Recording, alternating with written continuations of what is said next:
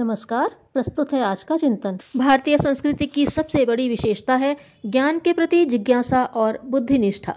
अंधश्रद्धा और अंध मान्यता के लिए इसमें कोई गुंजाइश नहीं। भारतीय संस्कृति के आदि आविष्कर्ताओं ने प्रारंभ से ही किसी एक तथ्य को महत्व न देकर बुद्धि को ही धर्म संस्कृति का निर्णायक बनाया। बौद्धिक आधारशिला पर ज्ञान का सर्वांगीण विकास और उसका शोध यहाँ की प्रमुख विशेषता रही। भारतीय संस्कृति तथा सभ्यता का मूल आधार वेद है।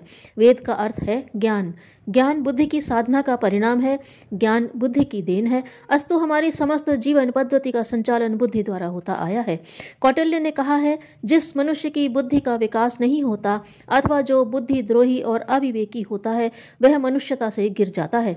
शास्त्रकारों ने बुद्धि को सर्वोपरि बताया है। जिसमें बुद्धि है उसी में बल है। बुद्धिहीन के पास बल कहाँ। ज्ञान की तुलना में शरीर संसार में और दूसरी सिद्धि नहीं। वैज्ञानिक प्रगति के इस युग में ज्ञान प्राप्ति के विभिन्न साधन उपलब्ध हैं। रेडियो, समाचार पत्र, टेलीविजन, इंटरनेट इत्यादि जिसके अंतर्गत आते हैं। किंतु सत साहित्य का अध्ययन इन सब साधनों में सबसे प्राचीन और सबसे प्रभावोत्पादक है।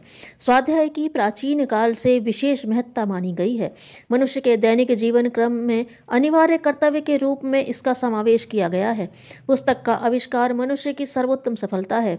अन्य किसी वस्तु में ऐसा स्थायित्व नहीं जो चिरकाल तक मानवता को लाभान्वित कर सके। बड़े बड़े भवन धराशायी हो जाते हैं, राष्ट्र नष्ट हो जाते हैं, किंतु साहित्य के संसार में बड़े बड़े ग्रंथ जीवित रहते हैं। वे बार बार प्रकाशित होते हैं, वैसे ही नवीन बने रहते हैं। आर्ष ग्रंथों में उल्लेख मिलता है, संसार विष वृक्षस्य द्वे फले ह्यमृतोपमे काव्यामृत रसास्वादः संलापः सज्जनैः सह। संसार है तो विष वृक्ष, परंतु उसके दो फल अमृतोपम हैं। एक है काव्यों का रसास्वादन और दूसरा सज्जनों के साथ वार्तालाप। सज्जनों का सत्संग प्राप्त होना संदिग्ध है। बाहर से सभ्य दिखने वालों में भी अनेक दिग्भ्रांत, पथभ्रष्ट और चरित्रहीन होते हैं। यदा कदा ऐसे प्रकाशवान व्यक्तित्व यदि हों भी तो इस व्यस्तता के युग में इतना समय निकाल पाना और उन तक पहुँच पाना दोनों ही असंभव जान पड़ते हैं। इन परिस्थितियों में व्यक्तित्व विकास और जीवन निर्माण का एक ही मार्ग दिखाई देता है, वह है सत साहित्य का अध्ययन। ज्ञान वृद्धि तथा विचार साधना के लिए पुस्तकों का अध्ययन एक महत्वपूर्ण आधार है। मानव जाति द्वारा संचित समस्त ज्ञान पुस्तकों में संग्रहित है। उसका लाभ अपनी सुविधा अनुसार कभी भी प्राप्त किया जा सकता है। चिकित्सक को रात्रि के समय बुलाना हो तो फीस देकर बुलाया जा सकता है। टेलीफोन पर किसी स्वजन संबंधी से किसी भी समय बातचीत की जा सकती है। महापुरुषों के विचारों का लाभ भी इसी तरह स्वाध्याय के से किसी भी क्षण प्राप्त किया जा सकता है। एक महापुरुष के अनुसार रात्रि 12 बजे आप टॉल्स्टॉय से मिलना चाहें तो तुरंत अलमारी खोलकर उसकी पुस्तक निकाल लें। तुलसी से मिलना हो, रामायण उठा लीजिए। भगवान कृष्ण का दर्शन करना हो, उनकी दिव्य वाणी का आनंद लेना हो तो गीता उठा लीजिए। आपको साक्षात भगवान कृष्ण उपदेश देते जान पड़ेंगे। महात्मा ईसा, हजरत मोहम्मद, बुद्ध, महावीर, कन्फ्यूशियस, सुकरात, स्वेट मार्डेन, जेम्स लेन, रविन्द्रनाथ टैगोर आदि किसी भी संत, महात्मा, विचारक अथवा लेखक से आप किसी भी समय मिल सकते हैं। किसी भी क्रम से किसी भी प्रश्न को लेकर मिल सकते हैं। महापुरुषों का सत्संग विचारों द्वारा ही होता है। शरीर से भले ही उनसे न मिलने पाए तो भी उनकी प्रेरणा पुस्तकों द्वारा प्राप्त की जा सकती है और विचार विमर्श भी किया जा सकता है। विचारों के माध्यम से सहस्त्रों वर्ष पूर्व के महापुरुषों का भी सानिध्य प्राप्त किया जा सकता है। डॉक्टर राधाकृष्णन ने कहा है, जो कुछ मनुष्य अपने अवकाश के समय करता है वही उसके जीवन की महत्वपूर्ण उपलब्धि है।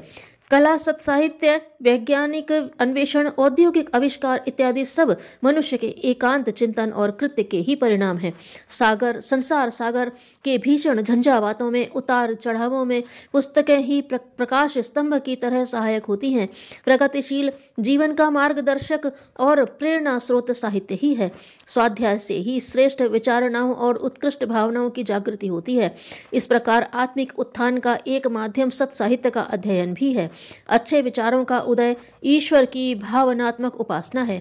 श्रेष्ठ पुस्तकों का पढ़ना और पढ़ाना किसी भी धर्मानुष्ठान से कम महत्व का नहीं है। वृक्ष लगाना, बाग लगाना, सदाव्रत या अन्य कोई ऐसा ही धर्म कृत्य संपन्न कर लोग स्वर्ग और मुक्ति की कामना करते हैं। किसी आत्मीय की मृत्यु पर लोग मृतक भोज करते हैं।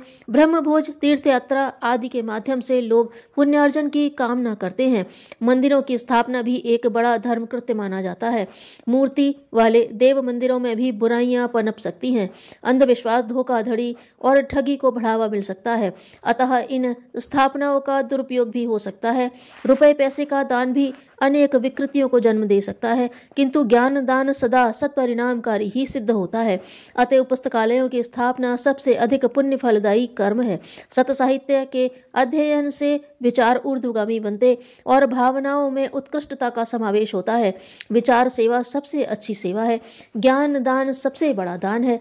अतः समाज सेवा तथा लोक सेवा के इच्छुकों को पुण्य तथा परमार्थ की दृष्टि से पुस्तकालयों की स्थापना में सहयोग देना हर प्रकार से औचित्यपूर्ण है। मिल्टन का कथन है, अच्छी पुस्तकें महान आत्माओं का जीवन रक्त हैं। महान दार्शनिक क्लिंटन ने कहा है, ग्रंथों में उनके सृजेताओं की आत्मा होती है, सद्ग्रंथों का कभी नाश नहीं होता। प्रसिद्ध विद्वान सिसरो का कथन है, कथन सर्वथा उपयुक्त है, ग्रंथ रहित घर आत्मा रहित देह के समान है। ज्ञान का अभाव एक तरह की मृत्यु है। ज्ञान रहित मनुष्य जीवन की लाश विवशतावश ढोता रहता है। धन्यवाद।